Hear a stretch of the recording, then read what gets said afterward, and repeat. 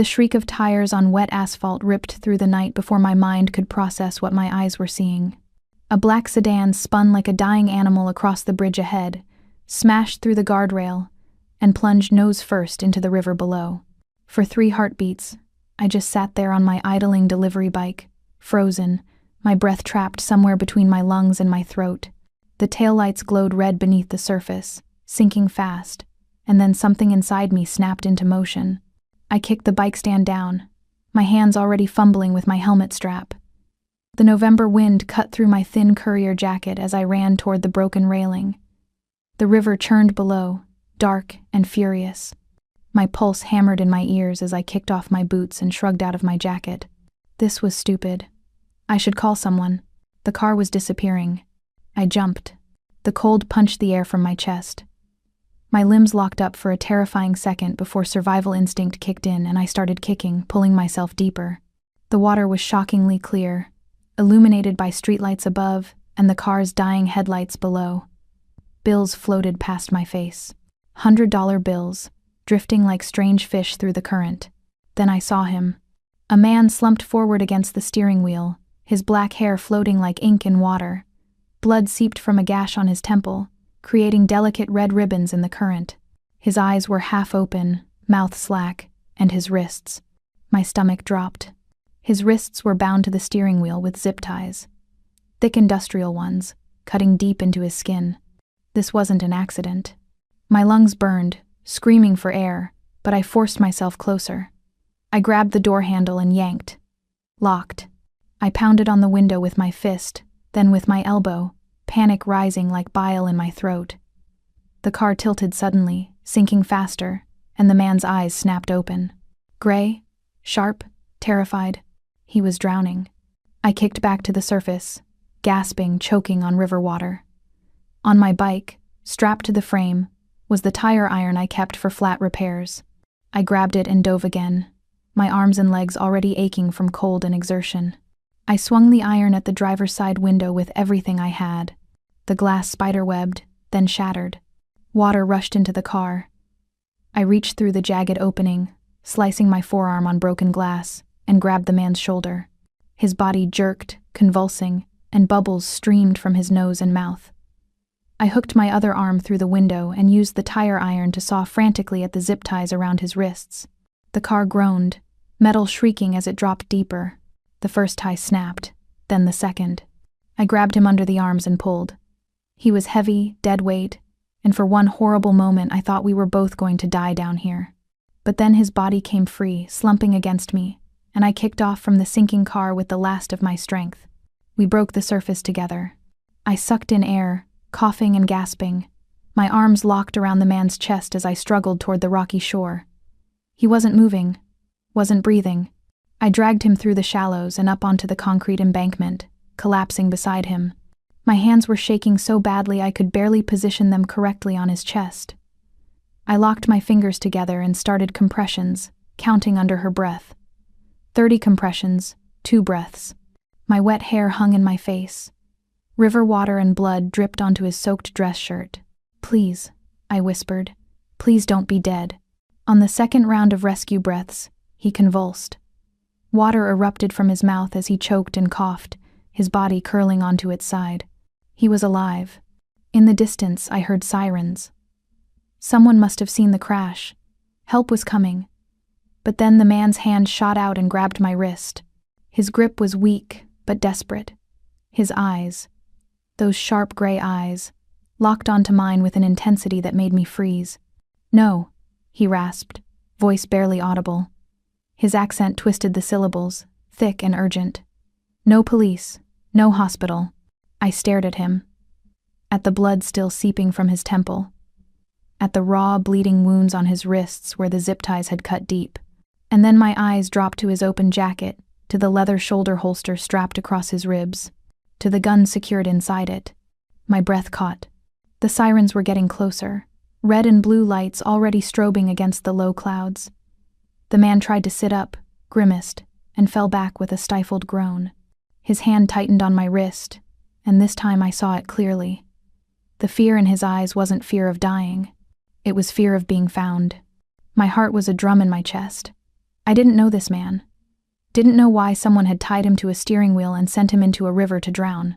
Didn't know why he carried a gun or why the thought of police made him look more terrified than drowning did. But I knew what happened to witnesses in situations like this. People who saw too much didn't live long. "All right," I heard myself whisper. "No hospital." The man's eyes closed in relief, his grip on my wrist loosening. His head lolled to the side, unconscious again. Headlights swept across the bridge above. Voices shouted. Flashlight beams danced across the water. I had maybe 30 seconds before first responders swarmed the area. I grabbed the man under his arms and started dragging him toward the footpath that led up to where I'd left my bike. Every muscle in my body screamed. He was tall, easily over 6 feet, and muscular beneath the soaked designer suit. I slipped twice on wet rocks, nearly dropping him, but somehow made it to the top of the embankment. My car, my beat-up sedan that I used for big delivery orders, was parked nearby, at the usual turnout where I always finished my route before calling it a night. Somehow I got him to my car and wrestled him into the passenger seat. He slumped against the window, leaving a smear of blood on the glass. My hands shook as I buckled him in. A flashlight beam swept across the bridge behind us. I slammed the passenger door, ran around to the driver's side, and started the engine. I pulled away from the curb with my headlights off, merging into the sparse late-night traffic just as emergency vehicles screamed past in the opposite direction. I was shaking so hard I could barely hold the steering wheel. In the passenger seat, the man I'd pulled from the river breathed in shallow, rattling gasps. Blood dripped onto my upholstery. River water pooled beneath him. And I realized with cold, creeping certainty that I'd just made either the biggest mistake of my life or saved it. I couldn't tell which yet. Welcome back, my beautiful souls and kindred spirits. Before we start, go ahead and subscribe, like, and share where you're watching from. It always warms my heart to see our little storytelling family stretch across the world. Every click, every comment, every bit of love you give helps us keep uncovering these unforgettable stories together. So find your quiet place, settle in, and let me take you somewhere you've never been before. 20 minutes later, I pulled into the gravel driveway of the tiny bungalow I rented on the outskirts of the city. My hands were still shaking. The man. I'd seen the name on his expensive watch face when I'd checked his pulse. I hadn't moved since I'd buckled him in. His head rested against the window, breath fogging the glass in irregular patterns that at least confirmed he was still alive. Getting him inside was a nightmare. He was dead weight, his expensive suit soaked through and clinging to a body that was all lean muscle and sharp angles. I got my shoulder under his arm and half dragged, half carried him up the 2 concrete steps to my front door. Inside, the living room was exactly as I'd left it that morning. Small, modest. The second-hand couch with the faded floral pattern my landlord had included. Everything in my life fit into 900 square feet of rented space, and now I was dragging a man with a gun and designer suit into the center of it. I lowered him onto the couch as gently as I could. He groaned, a sound that came from somewhere deep in his chest, but his eyes didn't open. Blood had dried in dark streaks down the side of his face. The zip-tie marks on his wrists were raw and seeping. I stood there for a moment, dripping river water onto my floor, staring at the unconscious stranger I'd just committed a felony for. My courier jacket hung heavy on my shoulders. My whole body ached. I stripped out of my wet clothes in the bathroom, toweled off with shaking hands, and pulled on sweatpants and an oversized t-shirt. In the mirror, my reflection looked haunted. My brown skin was ashen underneath, my natural hair plastered to my skull. The cut on my forearm from the car window was still bleeding. I wrapped it quickly with gauze from under the sink and went back to the living room. He hadn't moved. I knelt beside the couch and checked his pulse again. Steady, stronger than before. I peeled back his jacket carefully, revealing the shoulder holster and the gun secured inside it. My stomach clenched. I'd never touched a gun before. Didn't want to start now, but I couldn't leave it on him. The holster's buckle was slick with river water. My fingers fumbled with it twice before it came free. I set the entire rig on the coffee table, as far from the couch as possible, and turned my attention to his injuries. The head wound was the worst. I grabbed my first aid kit and got to work. Cleaning the gash required pulling his head into my lap, tilting his face toward the lamplight. His skin was cold under my fingers. Pale. I could see the shadow of his pulse beating in his throat.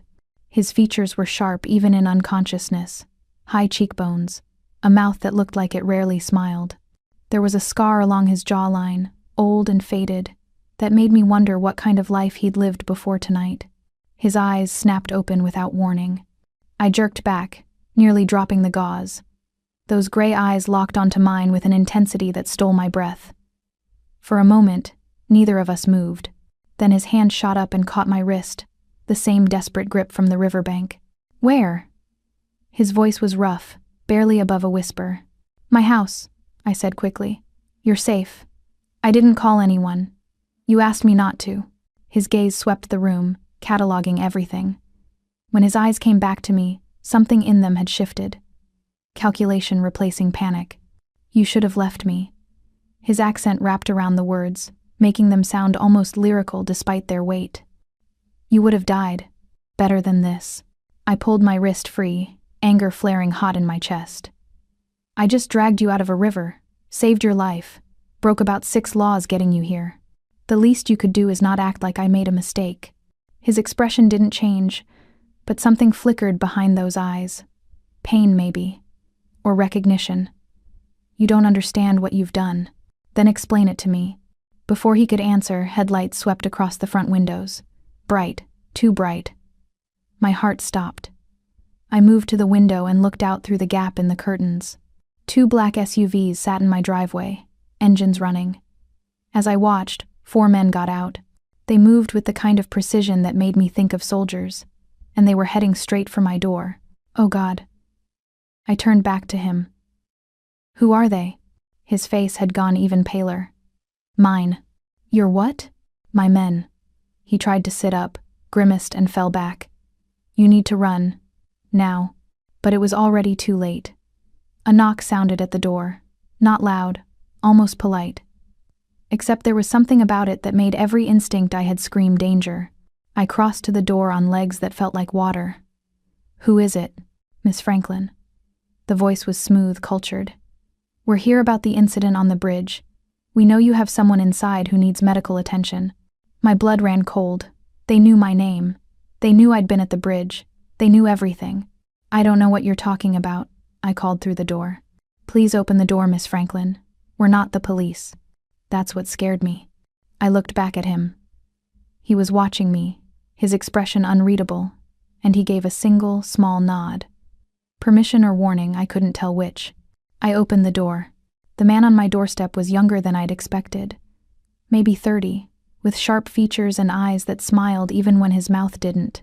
Behind him, 3 other men stood in formation, their jackets unbuttoned in a way that suggested easy access to whatever they carried underneath. "Miss Franklin," the young man said, bowing slightly. "My name is Jay.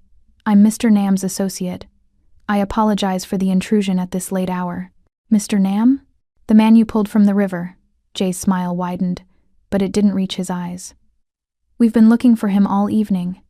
Imagine our relief when we tracked him here." Tracked. The word sent ice down my spine. Jay crossed to the couch where he lay, his expression shifting to something that might have been concern. He said something in Korean, rapid and low. The man responded in the same language, his voice weak but firm. Whatever he said made Jay's eyes snap to me. "You saw the restraints," Jay said. "It wasn't a question." My mouth went dry. "I saw him drowning. I cut him free." "Did you see who put them there?" "No, it was just him in the car." Jay studied me for a long moment. Then he reached into his jacket. My heart stopped and pulled out my courier bag. The one I'd dropped on the bridge. "You left this behind." I took the liberty of looking inside. "Your license, your delivery receipts." He set the bag on my coffee table, right next to the gun. "You have a sister, don't you? Maya. Sophomore at State. Scholarship covering tuition, but you work doubles to cover her housing." Terror, hot and sharp, cut through my chest. "Don't you dare." "I'm not threatening you, Miss Franklin." Jay's voice was perfectly calm. "I'm explaining your situation. You saw something tonight. You know something. That makes you valuable. And valuable things need to be protected." "I don't know anything. You know Mr. Nam was meant to drown in that river. You're the only witness to that fact." Jay picked up my car keys from where I'd dropped them on the side table. You saw what you shouldn't have. Now you belong to us. The words hit like a physical blow. I looked at him, expecting contradiction. But he just watched me with those unreadable gray eyes, his jaw tight. I saved his life, I said, hating how my voice shook. That's all I did. And we're grateful, Jay gestured to one of his men. But gratitude doesn't change reality. You're coming with us, mister. Nam needs proper medical care, and you need protection. There are people who would very much like to know what you saw tonight. And if I don't want to? Jay's smile never wavered. Then your sister Maya has a very unfortunate accident on her walk back from the library. She studies late on Tuesdays, doesn't she? Gets back to her dorm around 11? My vision went white at the edges. Every fiber of my being wanted to launch herself at this man. But I'd grown up in neighborhoods where you learned fast that violence only worked when you had power. And right now, I had none. Fine, I whispered. I'll come. The SUV's interior was all leather and tinted windows. I sat in the back, wedged between Jay and another man whose name I didn't know. He was in the front passenger seat, his head back, eyes closed. They drove in silence through the city, heading into the hills where the houses got bigger and the streetlights got farther apart. The house at the end was massive, all clean lines and enormous windows that glowed with warm light. Inside was worse. Marble floors, modern furniture that looked like it belonged in a museum. My sneakers squeaked on the polished floor as Jay led me down a hallway to a bedroom that was bigger than my entire bungalow. You'll stay here tonight, Jay said. Someone will bring you dinner. Don't try to leave. The door closed behind him with a soft click. I heard the lock turn. I was a prisoner. The bedroom was beautiful in the way expensive things always were. Floor-to-ceiling windows looked out over the city. The bed was enormous, covered in white linens. There was an ensuite bathroom with marble countertops and a shower big enough for 4 people. I pulled out my phone. No service. They'd jammed it somehow. Dinner arrived an hour later, brought by a woman who didn't meet my eyes and didn't speak. I couldn't eat any of it. I didn't sleep. I lay on top of the covers, fully dressed, watching the city lights and thinking about zip ties and gray eyes. Morning came slowly. Around 9, Jay appeared. Mr. Nam is awake and would like to speak with you. They walked through the house. I tried to memorize the layout, but it was too much, too big. Jay led me to what looked like a study. Dark wood. Floor-to-ceiling bookshelves. And sitting behind the desk, looking like he hadn't nearly drowned less than 12 hours ago, was him.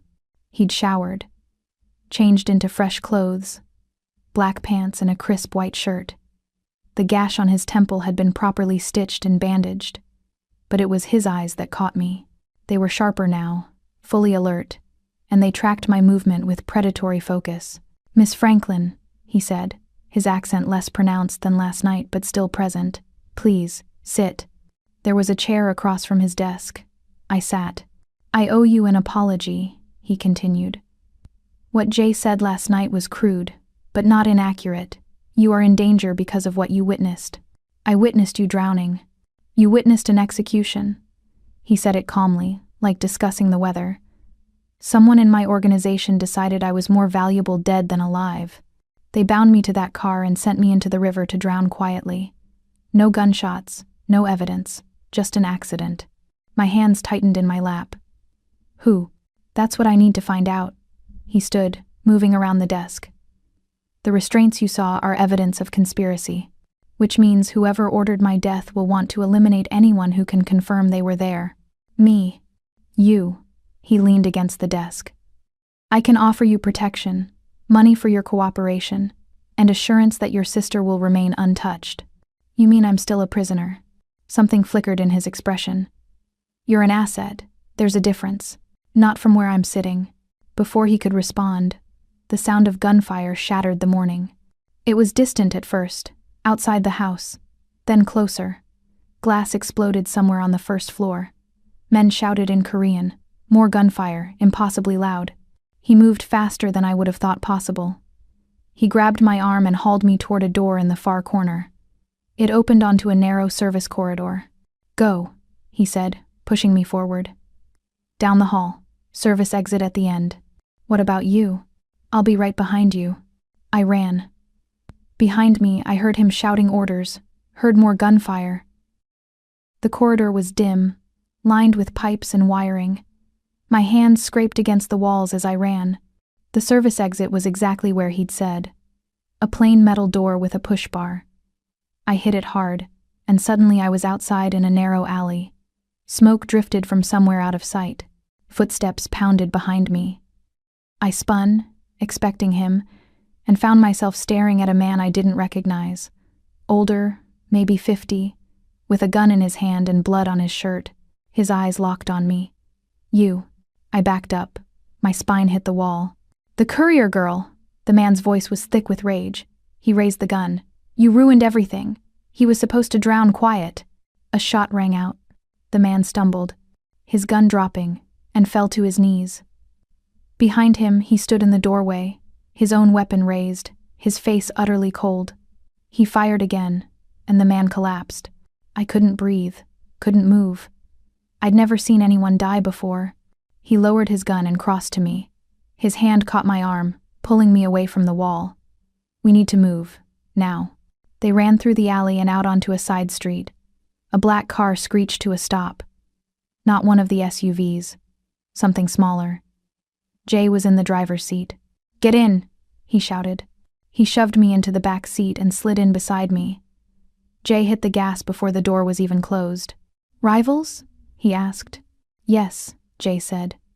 They knew where we were. Someone tipped them off. His jaw tightened. He didn't look at me, but his hand was still on my arm, his grip firm enough to hurt. They drove for 20 minutes, taking turns at random, doubling back. Finally, Jay pulled into the underground parking garage of what looked like an abandoned factory.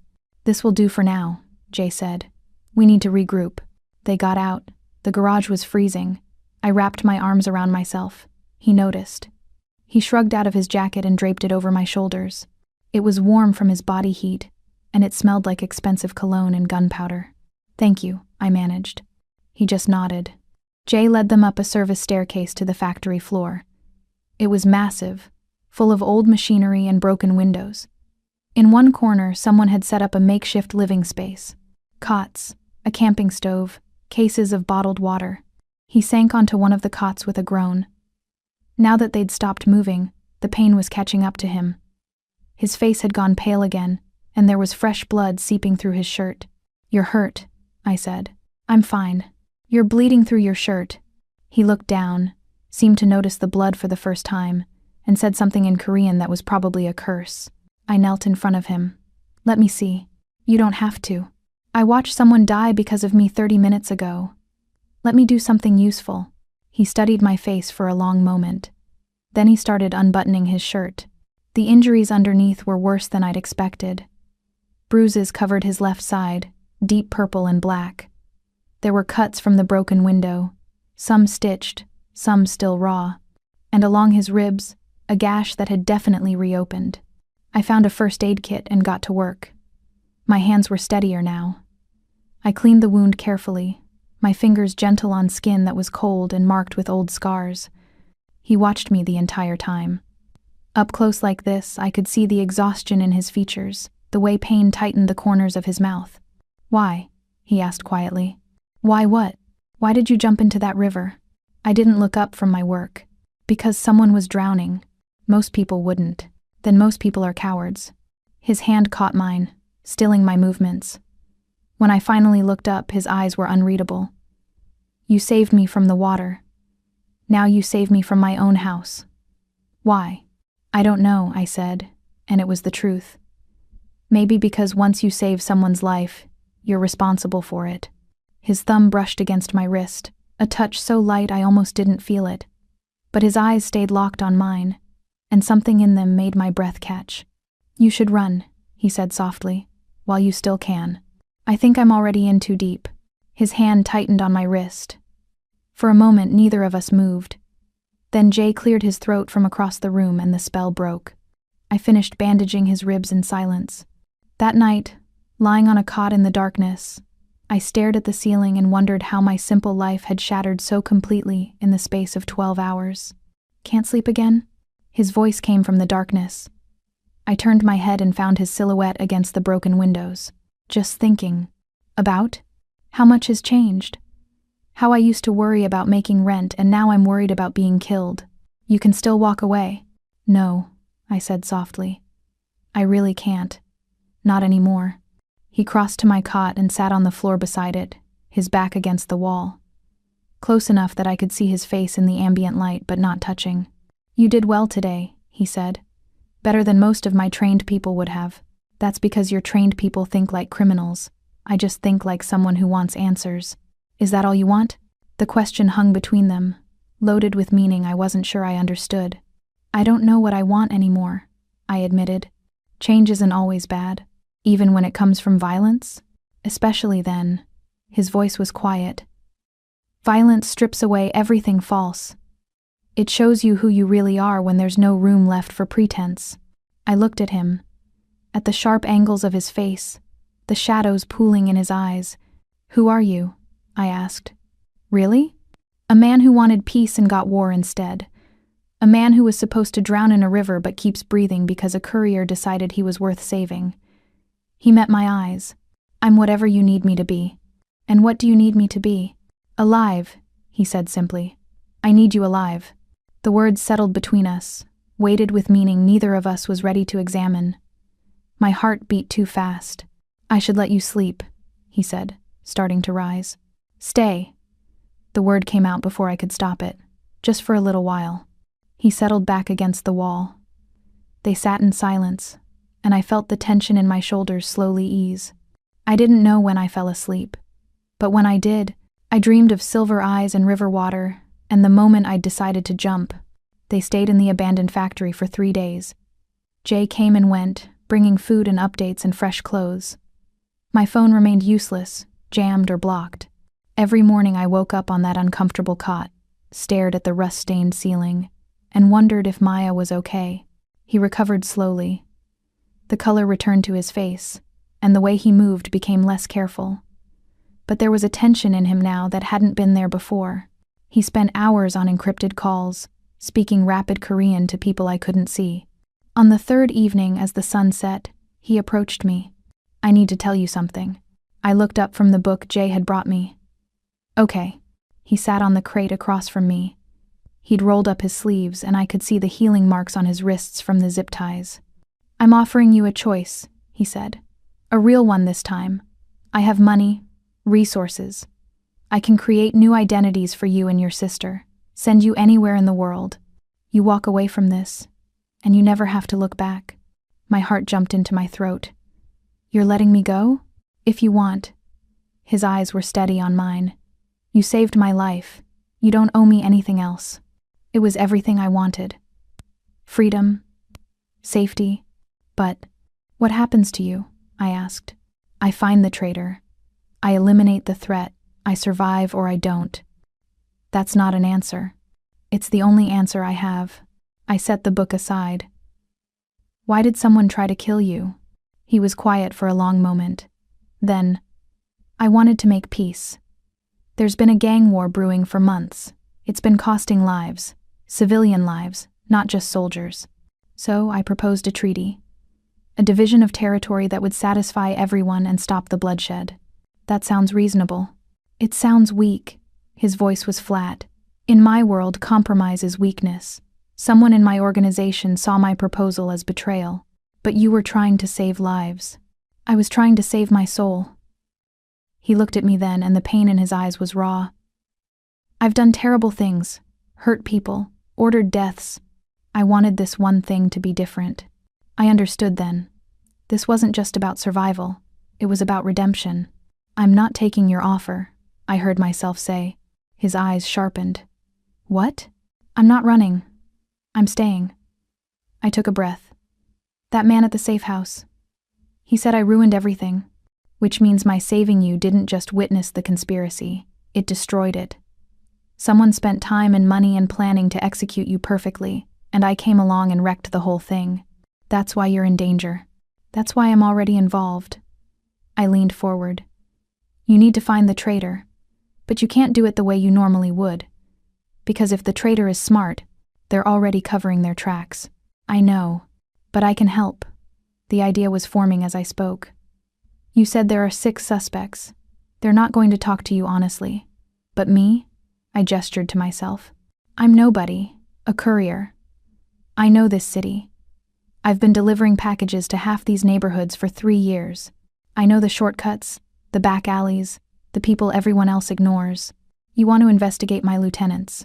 I want to help you find the truth. He stared at me. In the fading light, his features looked carved from stone. You'd risk your life for this? I'd risk my life for the truth. I met his gaze. And for the chance that maybe, if we find the traitor, you can still make that peace treaty happen. Something shifted in his expression. Not quite hope, but close. You're insane. Probably. But I already jumped into a river for you. The silence stretched between them. Finally, he reached into his pocket and pulled out a folded piece of paper. He opened it carefully and handed it to me. 6 names were written in neat handwriting. Beside each name were details, positions, locations, areas of control. These are the people with access to my schedule and security, he said. The people who could have planned my execution. His finger moved down the list, stopping at the 4th name. This one. Do you recognize him? My blood went cold. Yes. I delivered to him twice a week for 6 months. Sensitive packages, always marked confidential. He controls the dock district. If someone wanted to frame the rival factions for my death, they'd need access to shipping manifests. His voice was carefully neutral. The packages you delivered. They were always sealed, but they were heavy. Document heavy. And he always made me wait while he checked them, then gave me a sealed envelope to take back to. I trailed off, looking at him. To my office, I remember. His jaw tightened. You were a courier between him and my organization for months. If he's involved in the conspiracy, you're not just a witness to my execution. You're a witness to his logistics. The full weight of it settled on my shoulders. If you stay, he said quietly, you're not just helping me investigate. You're making yourself a target. Then we don't let him find out. I folded the paper and handed it back. You said you need someone overlooked, someone who can move through the city without raising alarms. That's what couriers do. We're invisible. You stopped being invisible the moment you pulled me from that river. To your world, maybe, but to the rest of the city, I'm still just a delivery girl on a bike. I stood, pacing to the window. I know how to disappear in plain sight, how to be somewhere without being seen. That's the skill you need right now. He was quiet for so long I thought he might refuse. Then, Jay won't like this. Jay doesn't have to like it.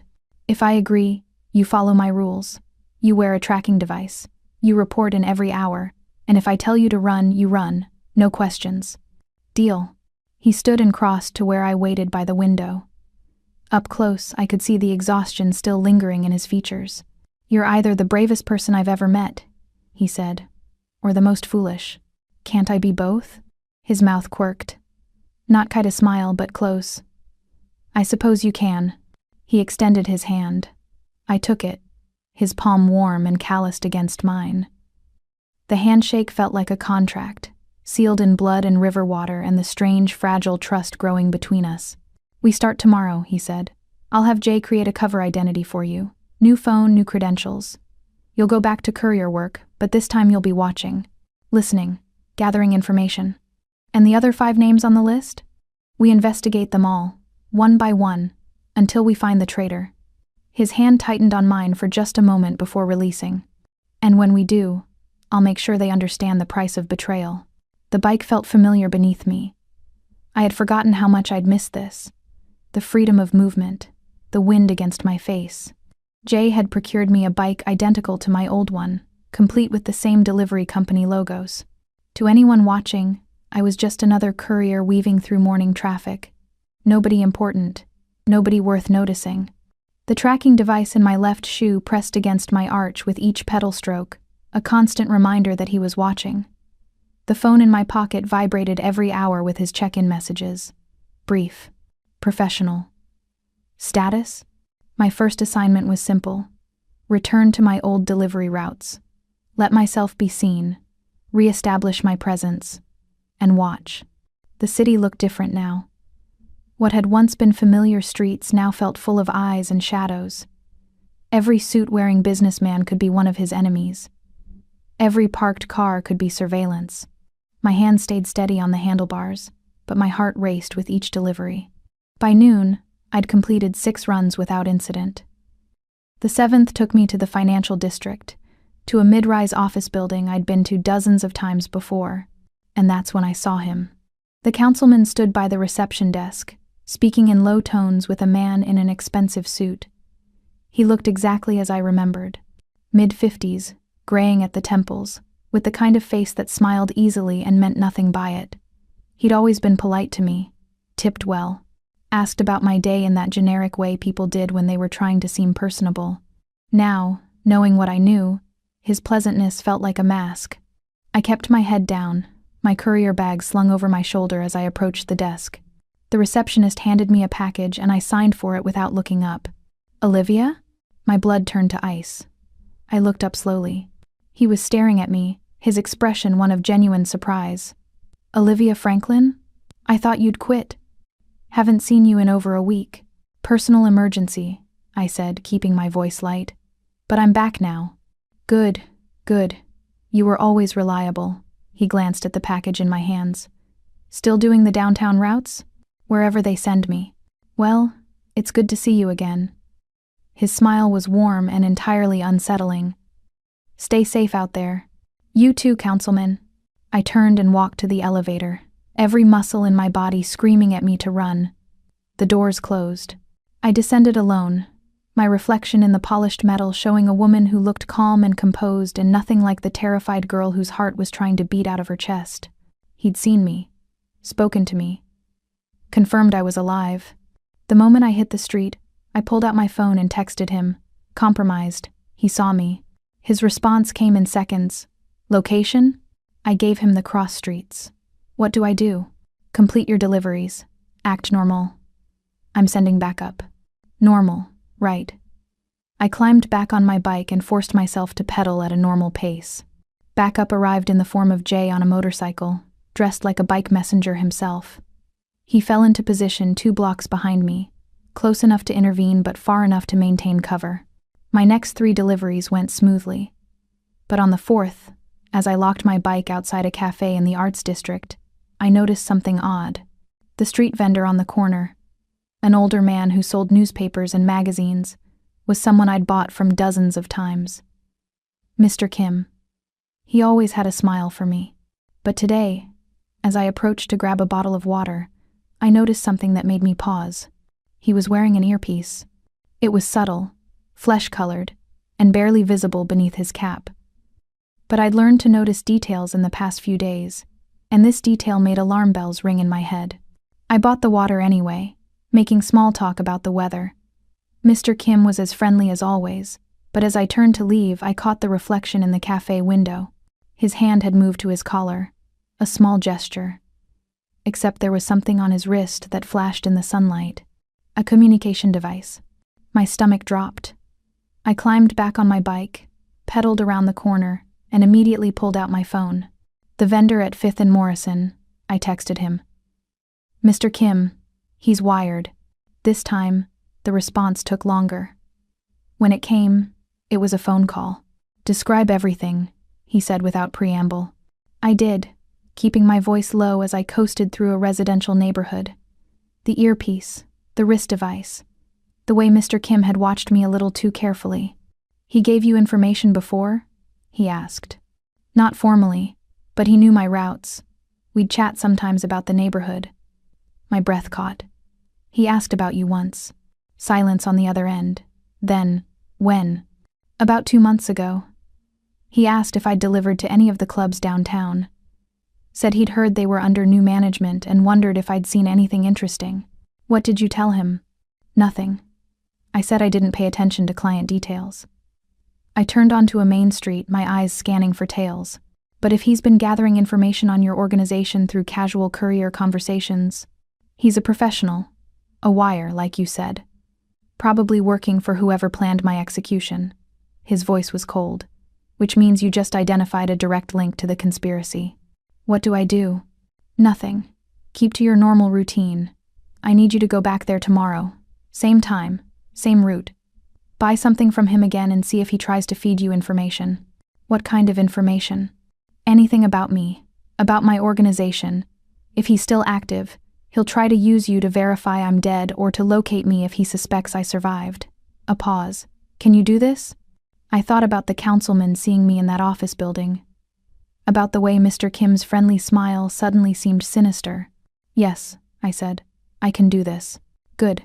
Finish your deliveries and come back. We need to plan for tomorrow. The line went dead. By the time I returned to the factory that evening, the sun was setting. He and Jay were waiting in the makeshift command center they'd set up, a folding table covered in laptops and phones and photographs of the 6 suspects. He looked up as I entered. You did well today. I led the councilman right to you. How is that doing well? You confirmed he's monitoring your movements, which means he suspects you know something. And you identified a potential informant in your vendor. That's actionable intelligence. He gestured to the table. We ran a background check on Kim. He's not what he appears to be. Jay turned one of the laptops toward me. The screen showed a file with Mr. Kim's photo and details. But the name wasn't Kim. It was Park Jin-woo. And his resume included military intelligence training and 5 years working as a private investigator. He's a plant, he said. Positioned on your route specifically to gather information from couriers who service our operations. He's been there for 18 months, which means this conspiracy has been in motion longer than I thought. I sank into one of the folding chairs. How many others are there? How many people in my normal life are actually watching? We don't know yet, but tomorrow you're going to help us find out. He pulled up another file. When you buy from Kim, I want you to mention something specific. Say you heard there was an accident on the bridge last week. Act curious about it. See how he responds. You want me to bait him. I want you to give him an opportunity to reveal his agenda. And if he decides I'm a threat, then we'll know the councilman is preparing to move against you, and we'll act first. His eyes met mine. This is dangerous. More dangerous than jumping in that river. Once you do this, there's no going back. I'm already being watched. The councilman saw me today. This is different. This is you actively participating in the investigation. He leaned forward. You're stepping out of the role of innocent bystander into something much more complicated and dangerous. I thought about it. About the fear that had lived in my chest since the moment I'd pulled him from the water. About Maya. About my simple life that was already destroyed. I'm in, I said. Tell me exactly what to do. They spent the next 2 hours rehearsing. He played Kim, asking questions in different ways, teaching me how to deflect without seeming evasive. Jay provided tactical briefing, where he'd be positioned, what signals to use if I needed extraction. That night, sleep came easier. Maybe because exhaustion finally won. Maybe because having a purpose was better than feeling helpless. Morning came cold and clear. I dressed in my usual courier clothes, strapped the tracking device into my shoe, pocketed the encrypted phone. He watched me prepare with an expression I couldn't read. When I was ready, he crossed to where I stood by the door. Remember, he said quietly, you're not a spy. You're just a courier who saw something on a bridge and can't stop thinking about it. Curiosity, not suspicion. I remember. And if anything feels wrong, I signal Jay and get out. His hand moved as if to touch my arm, then stopped. The gesture was so unlike him, so uncertain, that it made my breath catch. Why did you really stay? He asked. The truth. I met his eyes. In the morning light, they looked less gray and more silver. Because I'm tired of being invisible, I said. My whole life, I've been the person nobody notices. And when I pulled you out of that river, I stopped being invisible. And I realized I don't want to go back to that. I'd rather be seen and terrified than invisible and safe. He studied my face for a long moment. Then, so quietly I almost didn't hear it. You were never invisible to me. Before I could respond, he stepped back. The moment broke. I headed for the door. But I felt his eyes on me the entire way out, and the weight of his gaze felt like both a promise and a threat. The bike ride to 5th and Morrison took 20 minutes. Jay was already in position, though I couldn't spot him. Mr. Kim, Park Jin-woo, was at his usual corner, arranging newspapers. He looked up as I approached, and his smile was exactly as friendly as always. Olivia, good morning. Morning, Mr. Kim. I grabbed a bottle of water and fished cash from my pocket. Busy week? Always busy. He took my money, made change. You look tired. Working too many hours? Catching up. I had to take some time off last week. His expression shifted to concern. So natural. So practiced. Nothing serious, I hope? No, just... I hesitated, like I was debating whether to say more. Did you hear about that accident on the bridge? The car that went into the river? Mr. Kim's hands stilled for just a fraction of a second. Then he resumed arranging his papers. I heard something about it. Terrible thing. Did they find the driver? I don't know. I was nearby when it happened. Saw the whole thing. I opened my water, took a sip, kept my voice casual. It was strange. The car just spun out, like someone lost control. But the roads were dry. Maybe mechanical failure. Maybe. I paused. I wanted to help, but by the time I got down there, the car was already sinking. Emergency services showed up right after. I gave them my information but haven't heard anything since. Mr. Kim was watching me now with an intensity that didn't match his pleasant expression. That must have been frightening. It was. I keep thinking about it. About whether the driver made it out. I met his eyes. Do you know if they found anyone? I don't follow the news that closely. But I'm sure if someone needed help, they got it. His smile never wavered. You did what you could. That's all anyone can ask. I nodded, finished my water. Well, I should get going. Got deliveries to make. Stay safe out there. I climbed back on my bike and pedaled away, forcing myself not to look back. 2 blocks later, my phone buzzed. His message was brief. He touched his collar twice. Sent a signal. You did perfectly. Relief and terror flooded through me in equal measure. The rest of my deliveries passed in a daze. Every person I passed could be an enemy. Every conversation could be a trap. By the time I returned to the factory that evening, I was exhausted. Not physically. The deliveries had been light. But emotionally. He was waiting. He took one look at my face and poured me a glass of water from their bottled supply. Sit, he said. I sat. Kim reported to his handlers within minutes of you leaving. We intercepted the communication. He confirmed you were asking questions about the bridge incident and that you claimed to be a witness. His handler told him to maintain contact and extract more information. So it worked. It worked, but now they know you're curious. They'll be trying to determine if your curiosity is innocent or if you know more than you should. He sat across from me. Tomorrow, you don't go back to that corner. We let them wonder. Let them reach out to you. How will they do that? They'll send someone, maybe Kim directly, maybe someone else. But they'll make contact. His eyes were steady on mine. And when they do, you tell them exactly what we've rehearsed. And if they don't believe me, then we extract you and move to the next phase. He paused. But they'll believe you, because you're telling them a version of the truth. The best lies always are. That night, lying on my cot, I stared at the ceiling and wondered if Maya was looking at the same sky. Can't sleep again? His voice came from the darkness. I turned my head and found his silhouette against the broken windows. Just thinking. About? How I used to worry about making rent and now I'm worried about being killed by conspiracy. You can still walk away. No, I said softly. I really can't. Not anymore. He crossed to my cot and sat on the floor beside it, his back against the wall. Close enough that I could see his face in the ambient light, but not touching.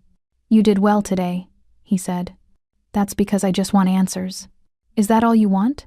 The question hung between us, loaded with meaning I wasn't sure I understood. Or maybe I did understand, and that's what scared me. I don't know what I want anymore, I admitted. Change isn't always bad, even when it comes from violence. Especially then. His voice was quiet. Violence strips away everything false. It shows you who you really are when there's no room left for pretense. And you are someone who jumps into rivers for strangers, someone who chooses truth over safety. I looked at him, at the sharp angles of his face, the shadows pooling in his eyes, the way he sat guard beside me like he was protecting something precious. Who are you? I asked. Really? A man who wanted peace and got war instead. A man who was supposed to drown in a river but keeps breathing because a courier decided he was worth saving. He met my eyes. I'm whatever you need me to be. And what do you need me to be? Alive, he said simply. I need you alive. The words settled between us, weighted with meaning neither of us was ready to examine. My heart beat too fast.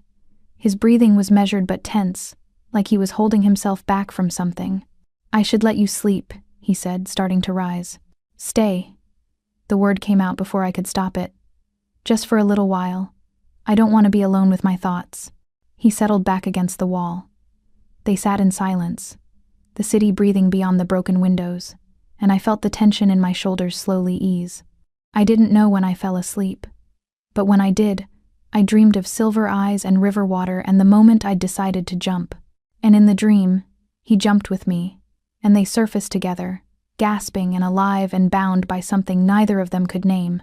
The meeting was set for midnight at a warehouse in the industrial district. I had completed my reconnaissance earlier that day, confirming the location, photographing entry points, memorizing exit routes. What I didn't report was the second warehouse 3 blocks east, the one with fresh tire tracks and recently disturbed dust patterns, the one that felt wrong in ways I couldn't articulate. I told myself it was nothing, told myself I'd mention it later. But the lie sat heavy in my chest as I dressed for the operation in tactical black that Jay had provided. He watched me prepare with that unreadable expression he wore like armor. He'd been distant since this morning, since Jay had confirmed communications with the councilman. The betrayal of his oldest friend was carving something out of him. You don't have to come, he said for the 3rd time. Jay and I can handle this. I'm the one who identified Kim. I'm the one he might talk to. I secured my hair into a tight braid. Besides, you might need a witness. Always thinking like a courier. Always looking for the proof of delivery. There was something in his voice. Not quite affection. Not quite warning. I turned to face him fully. In the dim light of the factory, he looked like a portrait of controlled violence. Black suit, hair swept back to reveal the healing scar at his temple. Eyes that held the kind of coldness that came before terrible decisions. Are you going to kill him? I asked. I don't know yet. That's not an answer. It's the only honest one I have. He crossed to me, close enough that I could smell his cologne, something dark and expensive. He has been with me since we were 17, stood beside me when I took over the organization. If he's the one who tried to drown me, I need to know why before I decide what he deserves. And if his reasons aren't good enough, then I'll do what needs to be done. His hand moved to my face, thumb brushing my cheekbone with a gentleness that contradicted everything else. But you won't have to watch. I'll make sure of that. The touch lingered too long, burned too bright. I found myself leaning into it before I could stop myself. When I opened my eyes, he was already moving away. The moment fractured. They left in separate vehicles. Jay drove me in a nondescript sedan while he followed in one of the black SUVs. The warehouse district was exactly as I'd photographed it. Rows of identical structures, most abandoned. His friend was already there. I saw him through the gap in a side door, tall, broader than him, with silver threading through his dark hair. He stood alone in the center of the empty warehouse floor, hands in his pockets, looking relaxed in a way that made my instincts scream. Too calm, too ready. He entered first, Jay flanking him.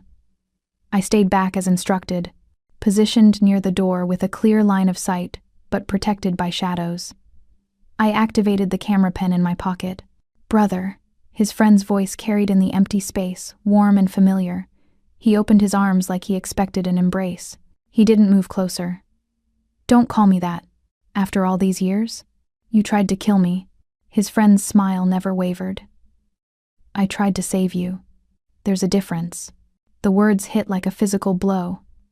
I saw his shoulders tighten, saw the micro-expression of pain that flashed across his face. Explain, he said. His friend began to pace. You were going to make peace with the Eastern Syndicate, a treaty that would divide territory, share resources, end the competition that's kept us strong for decades. You called it progress. I call it suicide. It would have saved lives. It would have destroyed everything your father built. His friend's voice gained intensity. Your father didn't raise you to be a peacemaker. He raised you to be a warrior, a king. And you were throwing it all away for what? A chance to sleep better at night? It wasn't fantasy. It was strategic. It was weakness. His friend's control cracked. And weakness in our world gets people killed. The moment you signed that treaty, it all would have collapsed. The rival factions would have seen it as surrender. I's breath caught. I understood now. His friend truly believed he was saving him. That the execution in the river was an act of mercy. He took a step forward. So you bound me to a steering wheel and sent me to drown. You made it look like an accident to protect the organization from my own stupidity. Is that the story you're telling yourself? I made it painless, quick. Better than what would have come if you'd lived to sign that treaty. His friend's eyes were bright with conviction. I've spent 15 years protecting you from yourself, brother. This was just the final act. Who helped you? His voice was deadly quiet. The councilman. He understood what was at stake. He provided the logistics, the cover story. The Eastern Syndicate was supposed to take the blame. It would have united our organization. Your death would have meant something. Jay moved then, a subtle shift that put him between them. But it was too late. His friend wasn't alone. The explosion of movement came from everywhere at once. Men emerged from the shadows. 6, 8, 10 of them, surrounding the warehouse floor in a practiced formation. My heart slammed against my ribs. This wasn't a confession, it was a trap. His friend's smile returned. I knew you'd survive somehow, but I also knew you'd come for answers, and I knew you'd bring her. His eyes found me in the shadows. I froze. The courier girl who ruined everything. His friend's voice carried across the space. The witness who saw what she shouldn't have. The woman who made you soft enough to trust, weak enough to love. He moved to block his friend's line of sight to me, but it was a futile gesture. Here's what happens next, his friend said, pulling a gun from his jacket. You give me the operational codes to the syndicate's accounts and territory controls. Every access point, every safe house, every alliance contract. And in exchange, I let her walk out of here alive. You're taking over, he said flatly. Someone has to. You've proven you can't be trusted with our legacy. His friend's gun remained steady, pointed at his chest. I'll finish what you couldn't. I'll crush the Eastern Syndicate. I'll make our organization untouchable the way it was meant to be. The rain hammered against the warehouse roof. My mind was spinning through possibilities. The panic button on my finger was useless. Jay had people outside, but they were outnumbered. His voice cut through my spiraling thoughts. If I give you the codes, you'll kill us both anyway. True. His friend's honesty was almost refreshing. But at least she'll die quickly. The same mercy I tried to give you. His expression softened. I don't want to hurt her, brother. She's innocent in all this. But her existence is proof of your weakness. So she has to die. The only question is whether you make it hard or easy. My hands clenched into fists. I thought about the tire iron I'd used to break that car window. About the fear I'd felt diving into dark water. About the choice I'd made then, and every choice since. To jump, to stay, to fight instead of flee. I wasn't going to die here. But before I could move, something crashed through the warehouse's north wall. Not an explosion. Something heavier. A vehicle. The headlights swept across the space, blinding his friend's men, and then the shooting started. Not from his people. From somewhere else entirely. Rival faction. Eastern Syndicate. The very people his friend had tried to frame were here, and they were here for blood. The warehouse erupted into chaos. I dropped to the ground as bullets sparked off concrete and metal. I crawled toward the side door, staying low, staying moving. Behind me, I heard him shouting orders in Korean, heard Jay returning fire. I made it to the door and burst through into the rain. The alley beyond was dark and slick, but I knew these streets. 2 blocks east was that second warehouse. I ran. Behind me, the gunfight raged, but I didn't look back. My boots splashed through puddles. The rain soaked through my tactical blacks. I rounded the corner toward the second warehouse and arms grabbed me from the shadows. A hand clamped over my mouth. I was lifted off my feet and dragged backward through a doorway I hadn't even seen. The door slammed shut. Darkness swallowed me whole. When the lights came on, I was bound to a chair in the center of an empty room. My wrists were secured with zip ties, industrial ones, just like the ones that had been on him in that sinking car. A figure stood in the corner, face obscured by shadows.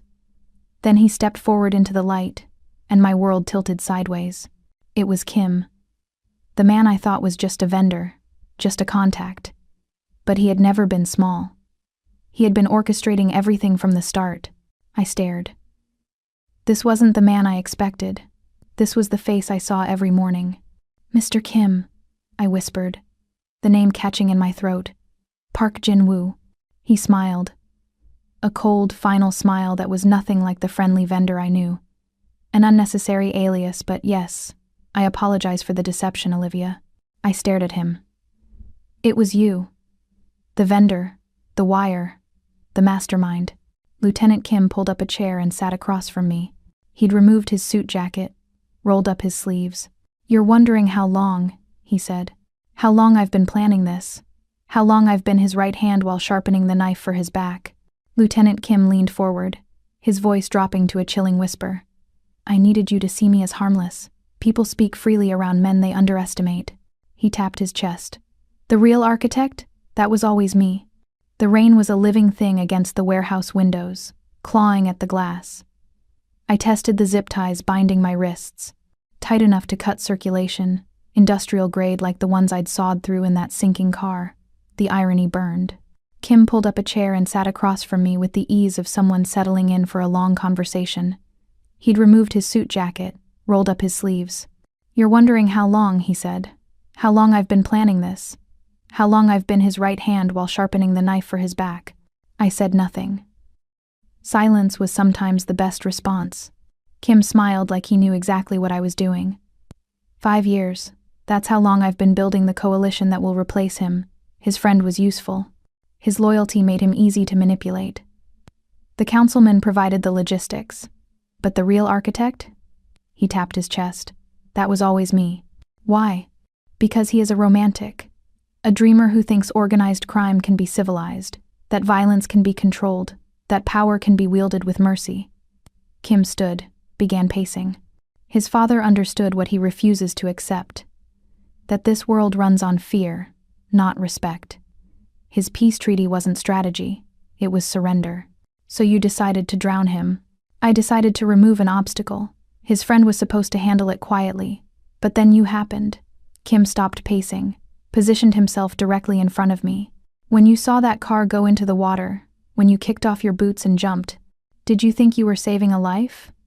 Or did you think you were becoming a hero?" The question landed like a slap. My jaw tightened. I didn't think, I just acted. "Exactly. You acted without understanding consequences. And now your impulsive heroism has made you the most valuable piece on the board. The witness, the evidence, the woman he would burn the world to protect. He won't give you what you want. He will. Because you're not just a witness anymore. You're his weakness, his vulnerability." Kim's fingers trailed along the back of my chair. "Do you know what the organization respects? Strength, ruthlessness, a leader who puts the collective above personal attachment. His father would have slit your throat himself if it meant protecting his empire. But him?" He laughed. "He will give me everything I ask for if it means you walk out of here alive. And then you'll kill us both anyway." "Of course. But the order matters. The theater matters." Kim checked his phone. "I've sent him your location, told him to come alone to the old dockyard at Pier 17. Told him I'd trade your life for the operational codes. He'll come. He'll comply. And when he hands over everything his father built, the entire syndicate will see what I've been saying all along, that he's not fit to lead." The drive to the dockyard took 20 minutes. I was thrown into the back of a van. Kim sat across from me, scrolling through his phone with casual detachment. Around us, 4 armed men maintained positions like they were transporting precious cargo, which, I supposed, they were. I was the bait.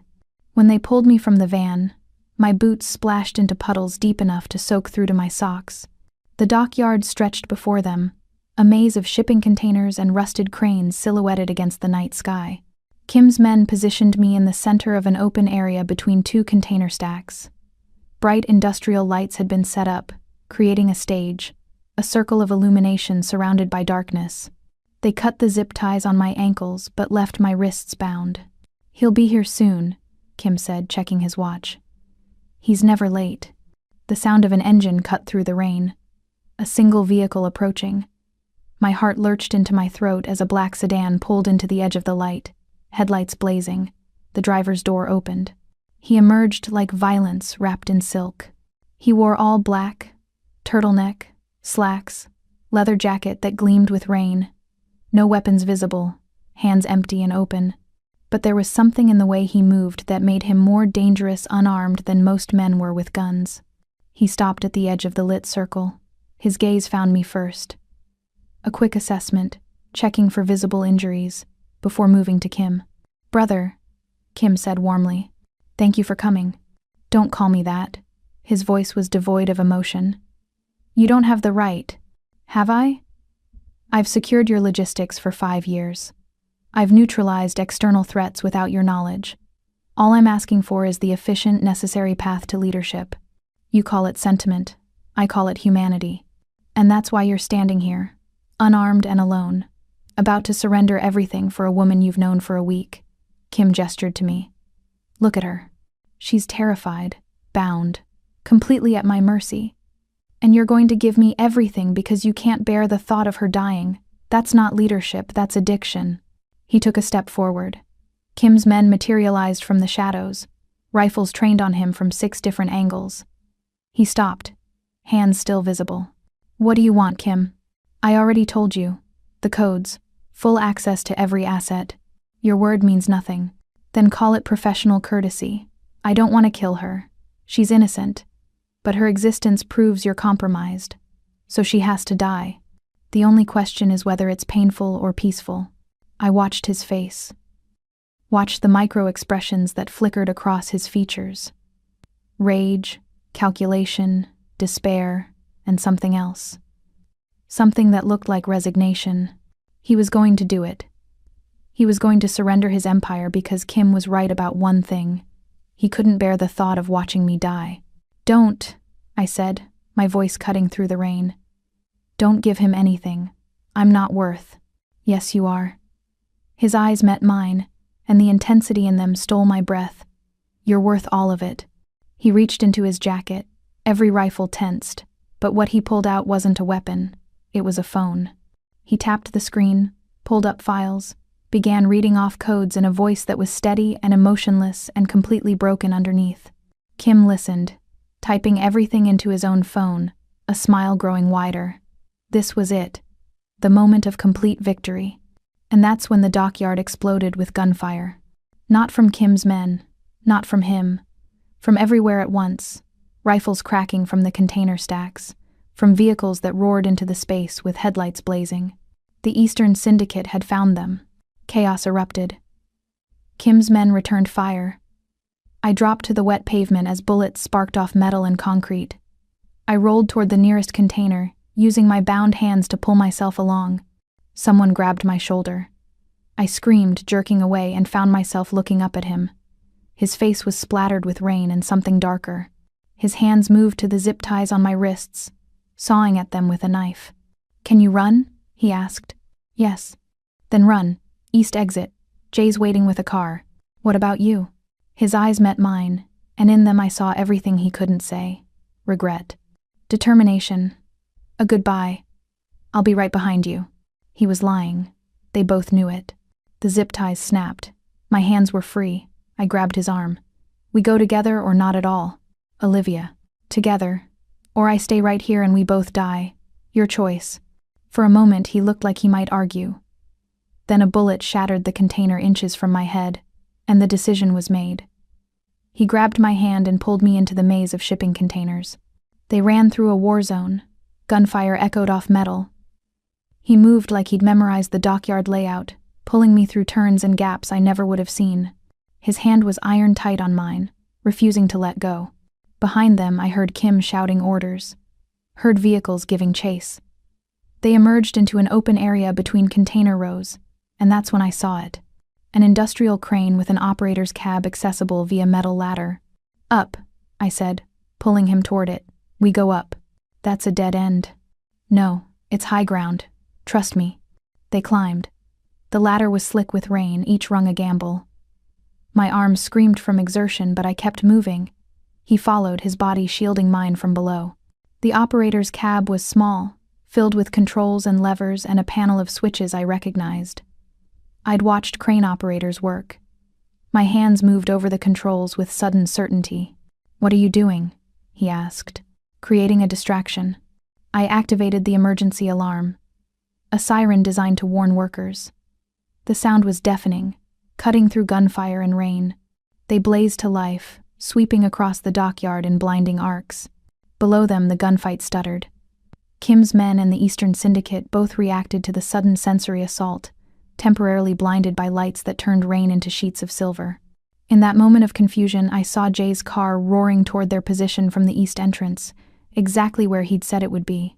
But I also saw something else. Kim, standing in the open, his gun raised toward the crane, toward them. His face was twisted with rage, with the fury of someone watching their perfect plan disintegrate. He fired. The bullet shattered the cab's window. He shoved me down, covering my body with his own as glass rained over them. I felt him flinch, heard his sharp intake of breath, knew he'd been hit. "No," I whispered, my hands finding wet warmth on his side. "No, I'm fine." His voice was tight with pain. "Grazed. We need to move." They climbed down the ladder together, me supporting as much of his weight as I could. Each rung felt like an eternity. Blood dripped from his side, painting the metal ladder in dark streaks that the rain immediately washed away. Jay's car screeched to a stop at the ladder's base. The back door flew open. I half-carried, half-dragged him into the seat, climbing in after him. Jay hit the gas before the door was even closed. Behind them, the gunfight continued. But it was distant now, muted by rain and distance and the roar of blood in my ears. I pressed my hands against his wound, trying to staunch the bleeding. His face was pale, his breathing shallow, but his eyes stayed open, fixed on me with an intensity that made my chest ache. "You should have run," he said. "I don't run. Not anymore." My hands were shaking, covered in his blood. "We need a hospital." "No hospital. Safe house. Jay knows where." The safe house was 40 minutes away. A penthouse apartment in a building that looked like any other luxury high-rise. Jay pulled into the underground garage and helped me get him to the elevator. By the time they reached the top floor, his eyes were starting to close. "Stay awake," I commanded, my voice sharp with fear. "Look at me. Stay awake." "Bossy," he murmured, but his eyes focused on my face. "I like it when you're bossy." The penthouse opened into a space of steel and glass and money. I barely noticed. Jay directed me to a bedroom, and together they got him onto the bed. A medical kit appeared, professional grade. Jay worked with practiced efficiency, cutting away his blood-soaked shirt, cleaning the wound. The bullet had carved a furrow across his ribs but hadn't penetrated deeply. Painful, messy. Not fatal if they could stop the bleeding and prevent infection. I assisted, handing Jay supplies, holding pressure where he directed. My hands steadied as I fell into the familiar rhythm of crisis management.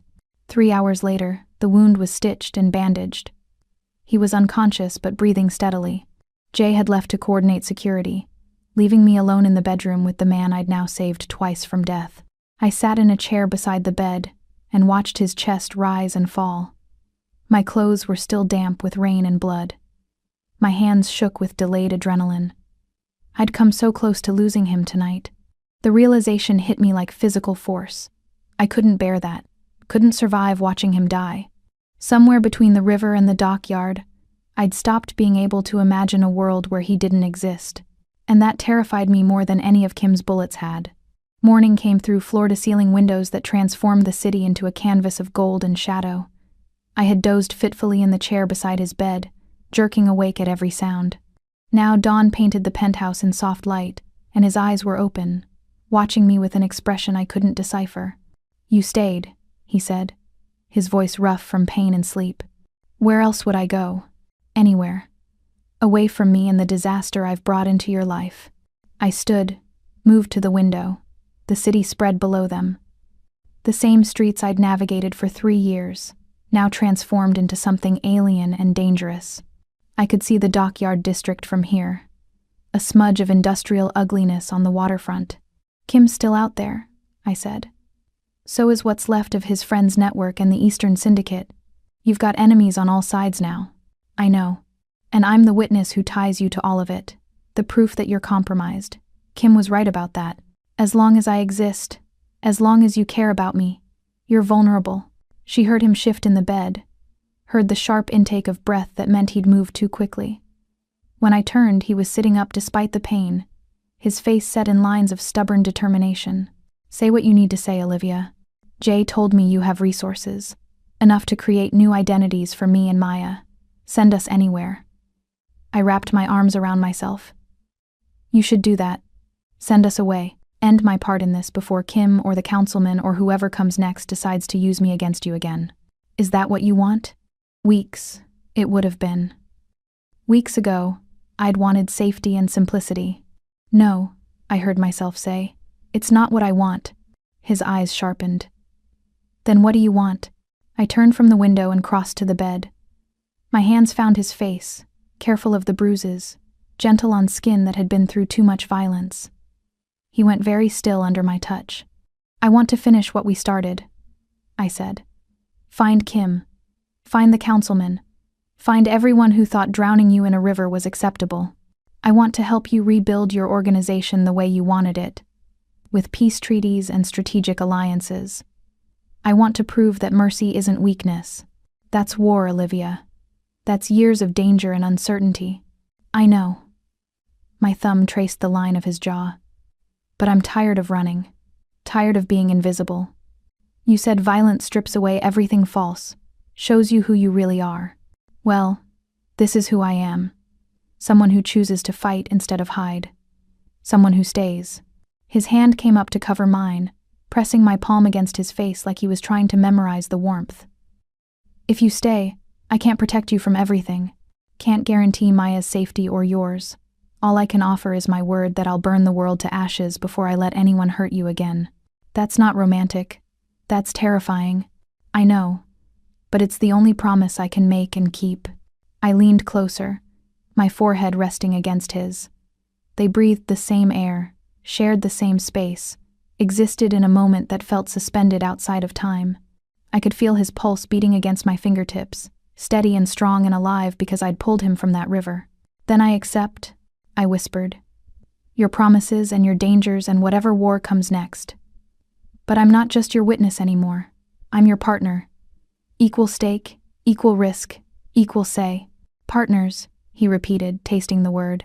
His hand moved to the back of my neck, fingers threading through my hair. I've never had a partner before. You can trust me. I've proven that, haven't I? You have. His eyes searched my face.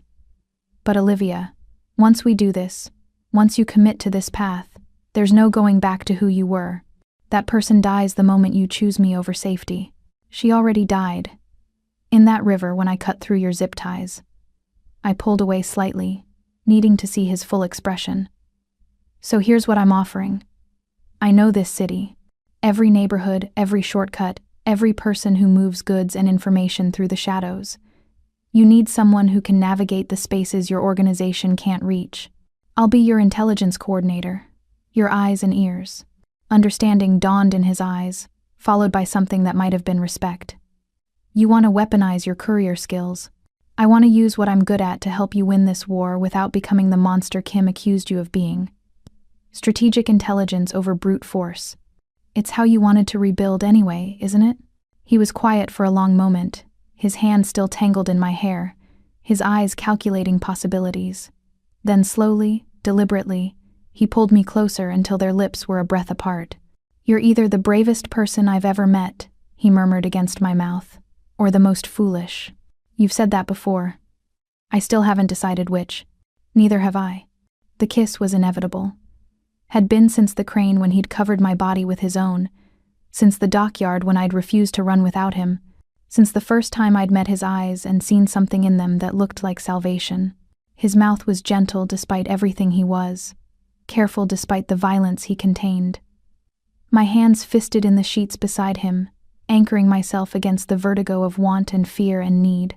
This was crossing a line they couldn't uncross. His fingers traced down my spine, a question asked in touch instead of words. I answered by shifting closer, careful of his wound but unable to maintain distance any longer. The kiss deepened, became something that tasted like rain and gunpowder in desperate relief. When they finally pulled apart, both breathing hard, his pupils were blown wide and his carefully controlled expression had cracked to reveal raw hunger underneath. "We shouldn't," he said, even as his hand tightened on my hip. "Probably not. You're injured. I'm injured. Half the city's criminal networks want us dead. I know. And you're still here."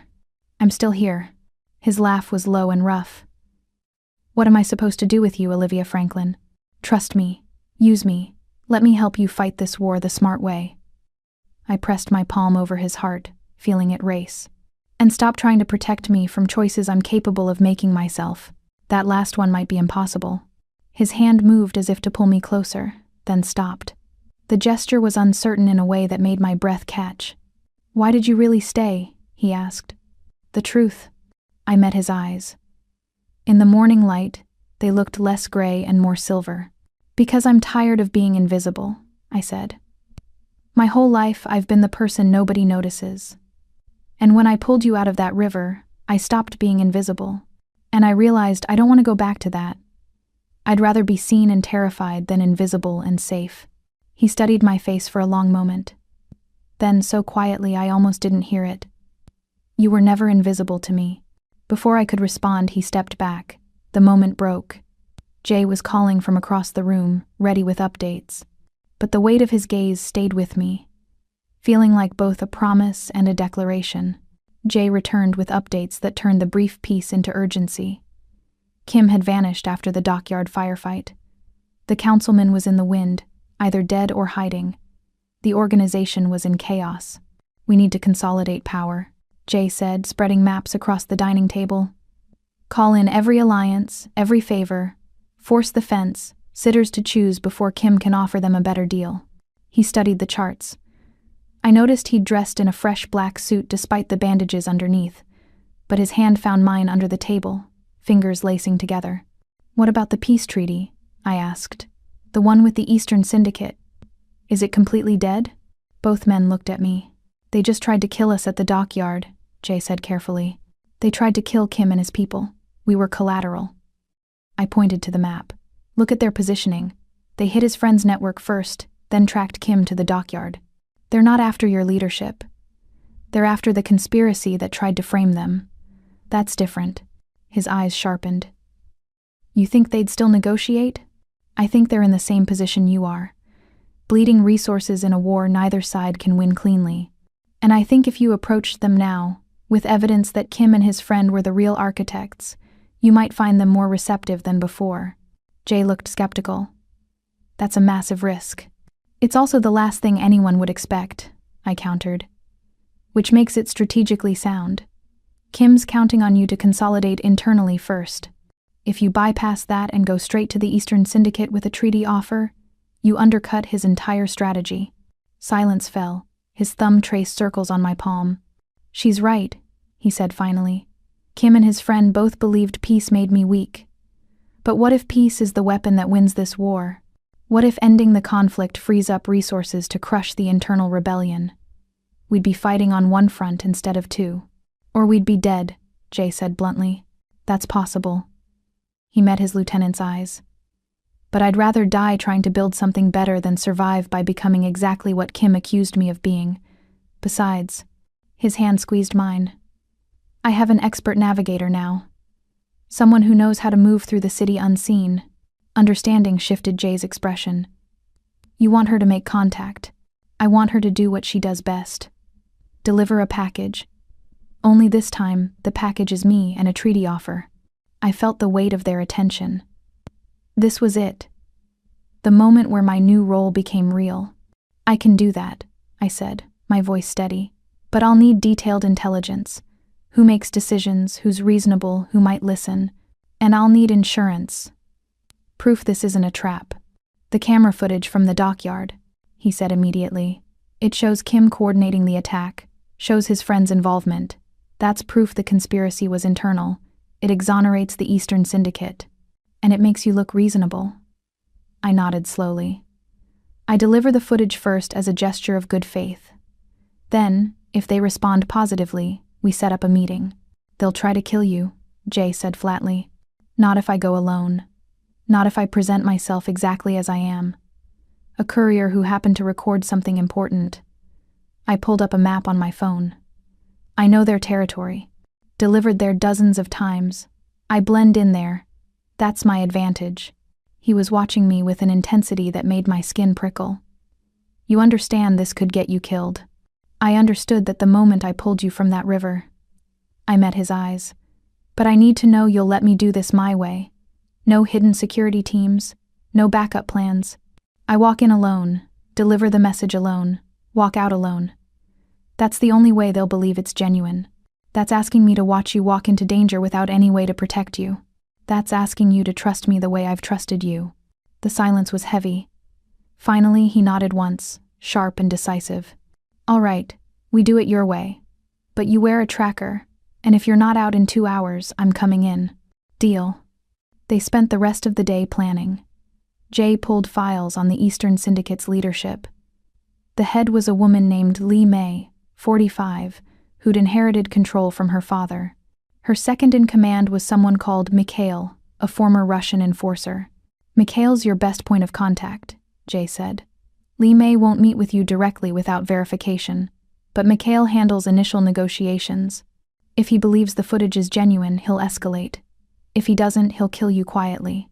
Encouraging, I muttered, studying Mikhail's photo. He looked like violence incarnate. Scarred, hard-eyed. He moved beside me, his presence a physical weight. Mikhail respects boldness, hates manipulation. Be direct with him. Show him the footage. Explain your reasoning. Let him make his own assessment. You sound like you know him. We've negotiated before. Small things. Territory boundaries, trade routes. He's brutal but honorable. If he gives his word, he keeps it. His hand found the small of my back. But he's also paranoid. He'll search you, scan for weapons and wires. Don't resist. Show him you have nothing to hide. By evening, I had a complete profile, a route mapped, and a thumb drive containing the edited dockyard footage. The sun set in shades of crimson and gold. I dressed in my courier clothes, worn jeans, company jacket. I strapped the tracking device into my boot and tucked the thumb drive into a sealed delivery envelope. He watched me prepare with an expression that might have been agony barely contained. I could still send someone else, he said quietly. This has to be me. Because I'm the only one who can walk in there without the weight of your organization behind them. You're not uninvolved anymore. They don't know that. He crossed to me, hands framing my face with a gentleness that contradicted everything he was capable of. If something happens to you, if Mikhail decides you're a threat instead of a messenger, I will tear the Eastern Syndicate apart brick by brick. I will become exactly the monster I've been trying not to be. Do you understand? I understand. I covered his hands with mine. But I also understand that this is the only way to end this war without becoming that monster. So trust me. He pulled me into an embrace that felt like goodbye. His face buried in my hair, his breathing unsteady. When he finally let go, his eyes were bright with emotion he refused to name. Come back to me, he said. It wasn't a request. It was a command wrapped in vulnerability. I will. I left the penthouse alone. Took the elevator down alone. Climbed onto the courier bike and rode into the city alone. The tracking device felt like both an anchor and a lifeline. The Eastern Syndicate's territory was industrial and working class, full of warehouses and small manufacturing businesses. I navigated with practiced ease, becoming just another courier making evening deliveries. The address Jay had given me was a shipping warehouse near the waterfront. I parked my bike 2 blocks away and approached on foot, the delivery envelope clutched in my hand. The warehouse's front entrance was locked, but a side door stood slightly ajar, an invitation or a trap. I took a breath, reminded myself that fear was just information, and walked through.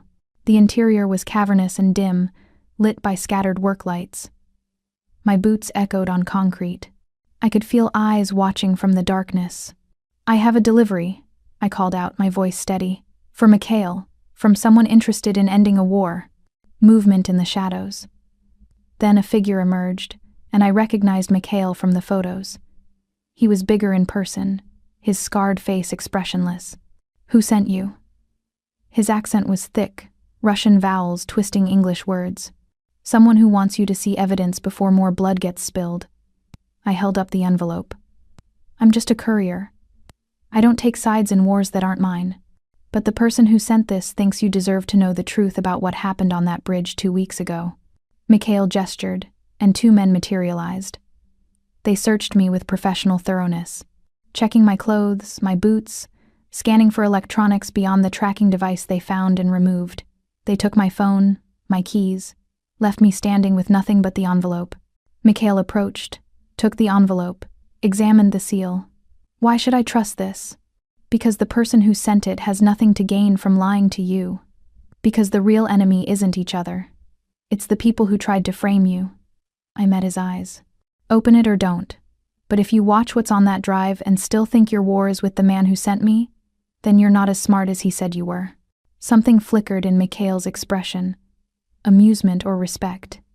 He opened the envelope, removed the thumb drive, and gestured toward a laptop set up on a nearby crate. They watched the footage together. I had seen it before, but watching Mikhail's face as he absorbed what the dockyard cameras had captured was its own education. I saw the moment he recognized Kim, saw understanding dawn, saw rage tighten his features when the implication became clear that he and his organization had been set up. When the footage ended, Mikhail was silent for a long time. Then he pulled out his phone and made a call in rapid Russian. I caught Li Mei's name, caught words that might have meant evidence or conspiracy. The conversation lasted 3 minutes. When it ended, Mikhail looked at me with something approaching respect. "Li Mei wants to meet the courier brave enough to walk into our warehouse alone, and she wants to meet the man who sent footage that could have been used against us but was shared instead." He paused. "This is genuine good faith gesture, rare in our business. So you'll consider peace?" "We'll consider talking about peace. Big difference." Mikhail handed back my phone and tracking device but kept my keys. "You come back tomorrow, same time, with the man who sent you. Li Mei will arrange neutral meeting place. We talk, we see if peace is possible.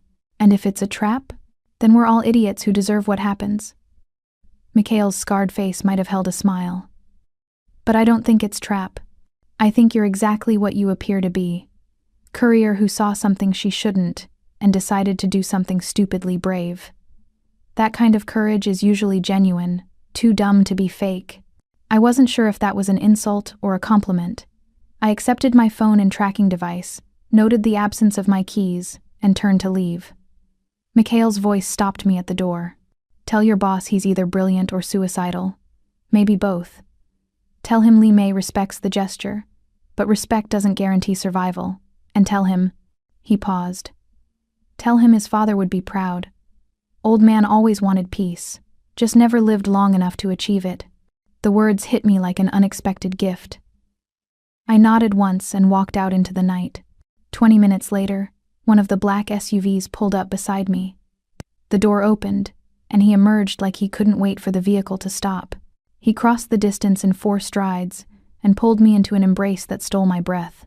"Don't ever do that again," he said into my hair. "Do what? My job? Terrify me." I pulled back enough to see his face. The mask had cracked completely, leaving only raw emotion, relief and rage, and something that looked dangerously close to love. "They want to meet," I said, "tomorrow night. Li Mei herself. They believe the footage is genuine, and Mikhail said your father would be proud." He went very still. "He said that?" Word for word. For a moment I thought he might break. But then his training reasserted itself, the mask sliding back with visible effort. "Then we meet, and we end this war the way it should have ended from the beginning, with words instead of bullets." His hand found my face, thumb brushing across my cheekbone. "You did something impossible tonight. You walked into enemy territory alone and came back with hope." "Stupidly brave," I offered, remembering Mikhail's words. I was going to say miraculous. They drove back to the penthouse in silence, hands linked. The city passed outside the windows. Streets I'd navigated for years, now transformed by the knowledge that I'd just negotiated a temporary ceasefire. The meeting with Li Mei was set for a waterfront restaurant that had closed for renovations. He and I arrived at midnight, accompanied only by Jay. The Eastern Syndicate matched their numbers: Li Mei, Mikhail, and a silent woman. Li Mei was smaller than I expected, elegant in a way that disguised the steel underneath. She wore a tailored suit and an expression of calculated interest. "Mr. Nam," she said in perfect English. "Thank you for the footage. It explained many things. Thank you for agreeing to meet." He moved with careful control, his wound hidden but present in the slight stiffness. "I apologize for the chaos my organization's internal conflicts have caused yours. Your apology is noted but unnecessary. Chaos creates opportunity. The question is whether that opportunity leads to continued war or to something more profitable." They sat at a table in the center of the empty restaurant, visible from all angles. I sat beside him, acutely aware that I was the only person at this table without decades of criminal experience. "I propose a territorial treaty," he began, pulling out maps. "Clear boundaries, shared interests in certain areas, non-aggression pacts. The war has cost both sides resources and lives without strategic advantage. Peace doesn't mean surrender. It means redirecting those resources." Li Mei studied the maps. "This is similar to the treaty your lieutenants tried to prevent, the one that led to your assassination attempt." "It is, because the strategy was sound then and remains sound now. The difference is that now I know who in my organization opposed it and why." "Kim is still alive," Li Mei said bluntly. "Still gathering loyalists. How do you propose to consolidate power when half your people think mercy is weakness?" "By proving them wrong," he leaned forward. "By demonstrating that strategic peace with you frees resources to crush Kim's rebellion faster than continued war on two fronts. By showing that strength isn't about who can inflict the most violence. It's about who can achieve objectives with the least waste. And if your people don't accept that philosophy, then they're welcome to join Kim in exile or death. I'm done pretending unity matters more than direction. The organization either evolves or it dies." Silence fell. I could feel the weight of calculation happening. "I have one condition," Li Mei said finally. "If we agree to this treaty, I want insurance that you won't be assassinated again. Because if you die, whoever replaces you will likely tear up this agreement. So I need to know your succession plan is sound." His hand found mine under the table. "I'm restructuring my organization's leadership, creating a council system instead of a single autocrat. Key decisions will require consensus. If I die, the treaty survives." "Who sits on this council?" "Jay, because he understands tactical operations. 3 lieutenants who've proven loyalty. And," he paused, "my intelligence coordinator, someone who knows the city's infrastructure well enough to ensure our activities don't harm the communities we profit from." Li Mei's eyes found me. "The courier. The former courier," I corrected. "Currently, the person who knows how goods and information move through this city better than anyone in this room. That knowledge is valuable enough to earn a seat at the table." "You're not qualified," Li Mei said, but there was curiosity in her tone. "I'm differently qualified. Every person on his proposed council thinks like a criminal. I think like someone who lives in the same neighborhoods your operations affect. That perspective prevents the kind of strategic blindness that leads to civilian casualties." I met Li Mei's gaze. "You want insurance he won't be assassinated?" "I'm part of that insurance. Because I'm the one person on the council who has no interest in taking his position, no ambition to lead. I'm there purely for strategic intelligence, which makes me the most reliable vote he has." Understanding flickered in Li Mei's expression. "She's smart. I like her. She's terrifying," he said, and there was pride in his voice. "She walked into Mikhail's warehouse alone to deliver footage that could have gotten her killed. She's made every wrong decision from a survival perspective and somehow turned them into strategic advantages." Li Mei was quiet for a long moment. Then she smiled, genuinely smiled, and extended her hand across the table. "All right, Mr. Nam, you have your treaty. Territory boundaries as proposed, non-aggression pacts, shared intelligence on external threats, 6-month trial period to ensure both sides honor the terms." He shook her hand, his expression carefully neutral, but his relief palpable. "You won't regret this." "I'd better not. Because if I do, I'll personally ensure you regret it more." They finalized details for another hour. By the time they left the restaurant, Dawn was painting the sky. The city was waking up, oblivious to the fact that a war had just ended. Jay drove them back to the penthouse in silence that felt lighter, cautiously hopeful. When they arrived, he excused himself, leaving me and him alone in the expansive space. He moved to the windows, standing silhouette against the morning light. I joined him, close enough that their shoulders brushed. "It's not over," he said quietly. "Kim is still out there. So is the councilman. This treaty doesn't end the war, it just refocuses it." "I know. But now you're fighting on one front instead of two. That's your influence." He turned to face me, backlit by sunrise. "A month ago, I would have tried to crush the Eastern Syndicate while simultaneously hunting internal traitors. Would have bled my organization dry. But you walked into this with courier logic, with route optimization and resource management. Are you saying I've corrupted you with efficiency? I'm saying you've saved me from becoming the monster everyone expected." His hand came up to cut my face. "You saved my life in that river. You've saved it a dozen times since. And I don't know how to thank you except to promise I'll spend whatever time we have trying to deserve what you've given me." My breath caught. "I don't want your gratitude. I want your partnership, your trust, your willingness to keep choosing peace even when violence would be easier. You're asking me to be better than I am. I'm asking you to be who you wanted to be before Kim and his friend decided that wanting peace made you weak." His other hand found my waist, pulling me closer. "And what do you want for yourself?" The question should have been simple. A month ago, it would have been, "I want to matter," I said finally. "I spent years being invisible. And then I jumped into that river and suddenly I mattered. My choices mattered. And I don't want to go back to being invisible, even if being seen is dangerous." "You could never be invisible. Not to me. I mean, I want to keep doing work that matters. Keep using my skills to make this city safer. Keep being part of something bigger. And I want," my voice dropped. "I want you. Want this. Want whatever we're building even though it's dangerous and complicated." His thumb traced my lower lip. "It doesn't have to end badly. We could make it work. Navigate the danger together. And love?" I supplied, my heart racing. I was going to say salvation, but love works too. The kiss was inevitable. His mouth was warm and certain. My hands fisted in his suit jacket, pulling him closer despite the wound beneath the fabric. He made a sound low in his throat and deepened the kiss until the world narrowed to just this.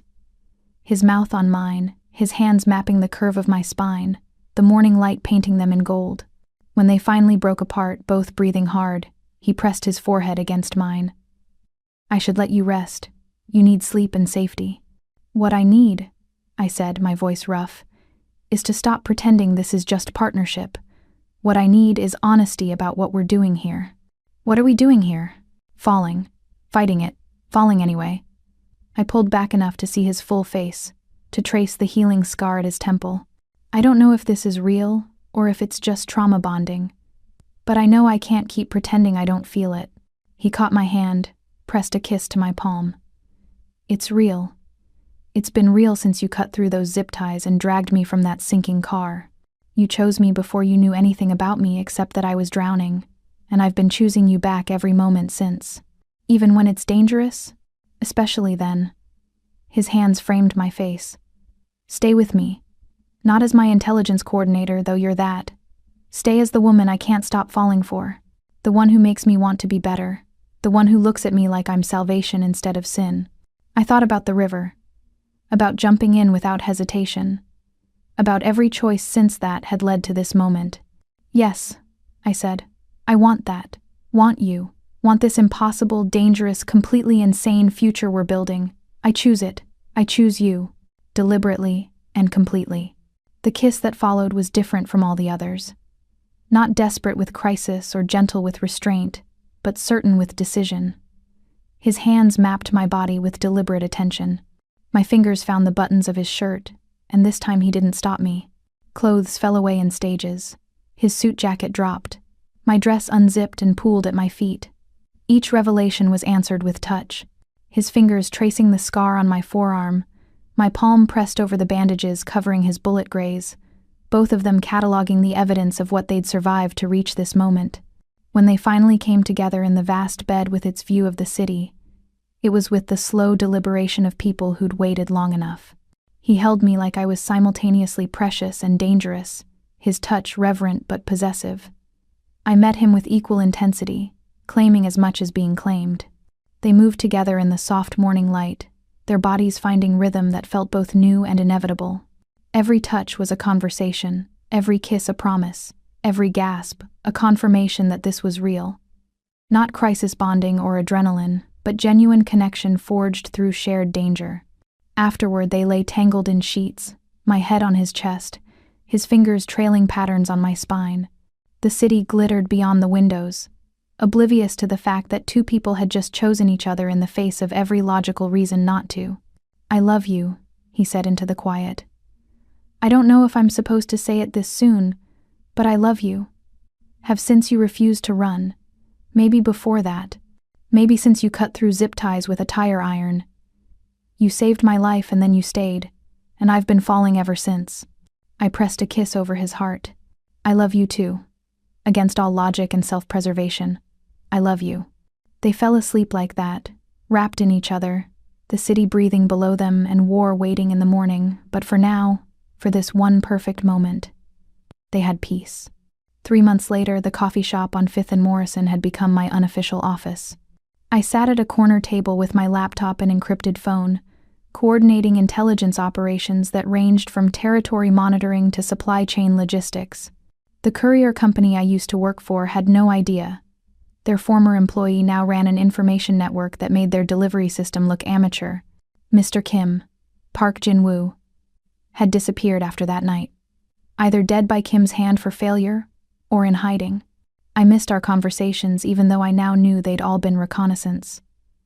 There was something oddly comforting about having enemies who were honest about their intentions. My phone buzzed.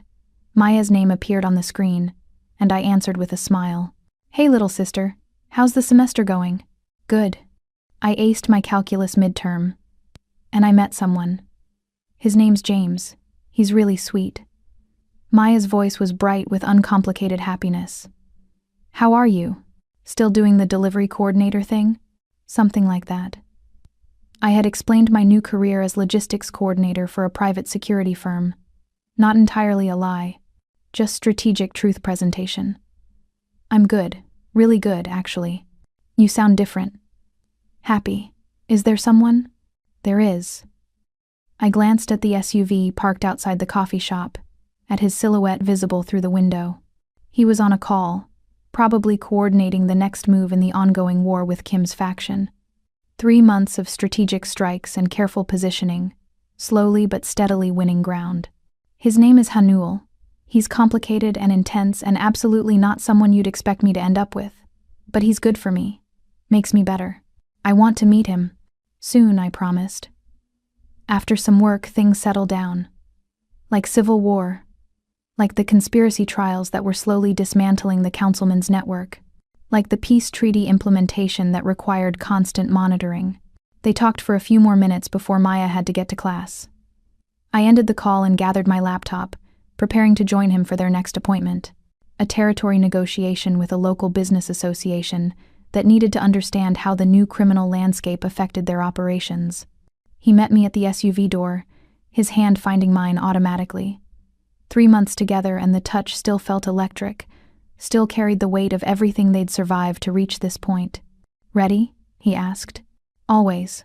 They drove through the city that had almost destroyed them both, past the bridge where this had all started, through neighborhoods that were slowly stabilizing as the treaty's benefits became apparent. The Eastern Syndicate had honored their agreement. Lee May sent monthly reports on shared intelligence and cooperated on external threats. The peace was holding. Kim's rebellion was failing. Slowly, expensively, but inevitably.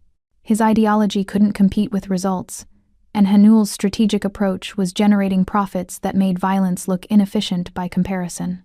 Loyalists were defecting regularly, tired of fighting for a vision of the past when the future was already arriving. At a stoplight, he turned to me with an expression that held question and certainty in equal measure. "I've been thinking," he said, "about what comes after we win. After Kim's either dead or exiled and the organization is stable. about what kind of life we build when we're not constantly fighting for survival.